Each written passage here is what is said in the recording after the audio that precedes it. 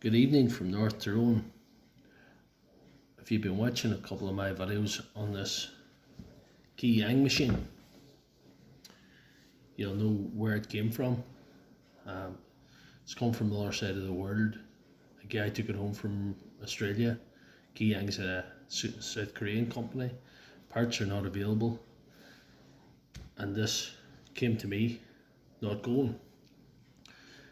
I knew it was sort of a fruitless exercise. Well, I felt in my heart it was a fruitless exercise, that open it and taking a look, but because it was a friend, somebody I'd known for years, that owned it, I decided to give it a go and help a mate out. And also it was interesting to see something that I hadn't seen before.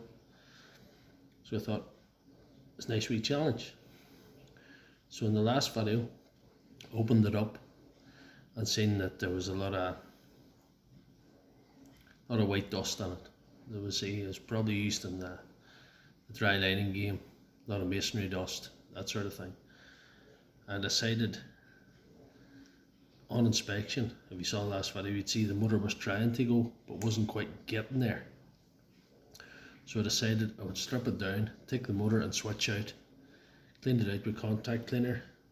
So it did that, it sprayed contact cleaner around, and I put it into this receptacle. If you look at that, that was clean before I put that in, and you can see all the white dust came out of it. And I've actually poked a couple of bits of debris out from inside the windings in the motor, the brushless motor, so that wasn't doing it any good. And I noticed the bearing at the back of the motor is starting to get very worn, so it mightn't last long anyway. But I'm very, very happy to say, when I put it back together, I put it back together more through hope than expectation. When I pulled back together and pulled the trigger, it's going.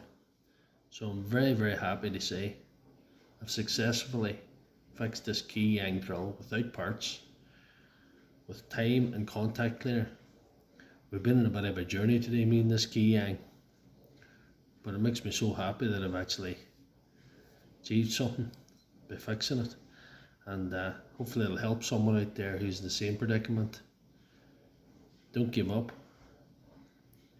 It's always worth taking your drill to bits if you know how, and getting a tin of contact cleaner for £5 or something, spraying that round, steeping it overnight or for a few hours till it dries out, and looking for any bits of debris that might be around it, and you could have a good result like this.